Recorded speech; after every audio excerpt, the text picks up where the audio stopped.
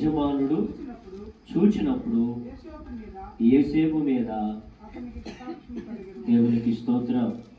ఒకటి, యోసేపు చేసింది సఫలమైంది. ఆ సఫలత తాను చెప్పుకోవట్లేదు, తన యజమాని తన చుట్టూన్న ప్రజలు చెప్తున్నారు, అరే యోసేపు ఏదైనా చేశాడు అంటే అది ఖచ్చితంగా సఫలమవుతుంది, దానిలో విఫలం అనేది లేదు అని ఒక అన్యుడు సాక్ష్యం ఇస్తున్నాడు. అన్యుడు అంటారు కాదంటారా? మన సఫలత మనము కాదు, అన్యులు సాక్ష్యం ఇచ్చుదురు గాక. అలా సఫలత రావాలంటే క్లుప్తంగా నేను చెప్పను, కానీ 3 పాయింట్లు ఉన్నాయి పరిశుద్ధ గ్రంథంలో.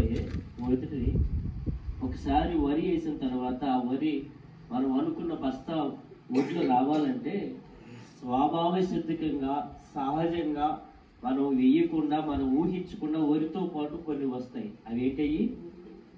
ఏ మొక్కలు? కలుపు మొక్కలు అంటారు. సో సఫలత మనకు కావాలంటే కుటుంబంలోనైనా, సేవలోనైనా, విద్యలోనైనా, అది వ్యక్తిగత భక్తి లేదా సామాజిక జీవితంలోనైనా సఫలత కావాలి అంటే మనము కావాలని పెంచుకోకపోయినా స్వభావ సిద్ధకంగా సహజంగా పెరిగే ప్రతి కలుపు మొక్కను మనం గుర్తిరిగి పనికిరాని ప్రతి దానిని తీసి పారవేయుదుముగాక. ఆమె ఎవరు కలుపు మొక్కలకు ముందేరు కలుపు మొక్కలు ఎవరు నాటరు. అది సేవలో అయినా కావచ్చు, సేవలో మన సేవ పాటలు మనం అనుకో, కానీ కలుపు మొక్కలు వస్తాయి. కుటుంబం చిన్న భిన్నం కావాలని మనం అనుకో, కలుపు మొక్కలు వస్తాయి. జీవితం పాడవని ఎవరు కోరుకోరు, అయినా కలుపు మొక్కలు వస్తాయి. చదువులో ఫెయిల్ అవని ఎవరు అనుకోరు, అయినా కలుపు మొక్కలు వస్తాయి.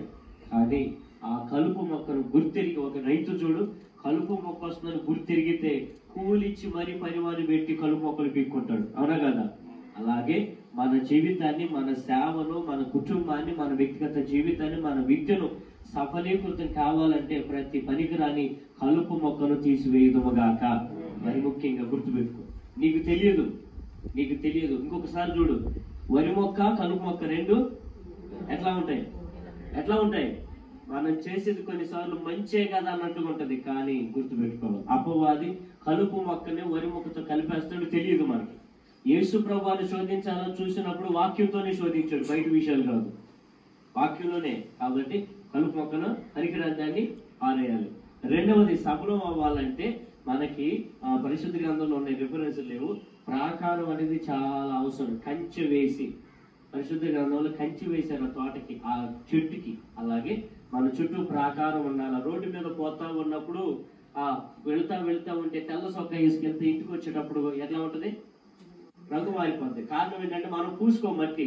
సహజంగా గాలి వచ్చినప్పుడు పరిస్థితులను బట్టి మట్టి పైన పడుతుంది. అది వచ్చి పడింది నాకేమనుకో